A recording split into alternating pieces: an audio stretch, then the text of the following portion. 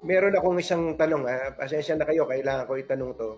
Kung meron man pong isang bagay na sa inyong tingin ay tinatanaw nyo ng utang na loob sa Pangulo, sa Presidente, o sa pamahalaan na ito, ano po yun, kung meron man? Pinakamalaking ginawa niya para sa amin, yung paglibing ng aking ama sa libingan ng mga bayani.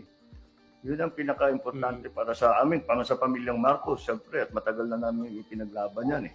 At ngayon pa lang, kahit na yung ibang presidente na nakaraan, kahit sa tinuturing nga naming kaibigan, at sinasabi gusto nilang gawin, o papayag sila, si President Duterte lang talagang ang nanindigan dun sa kanyang unang salita.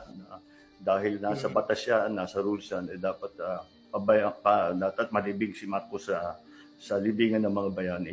Hindi habang sa kasaysayan ng pamilyang Marcos, di na namin makakalimutan.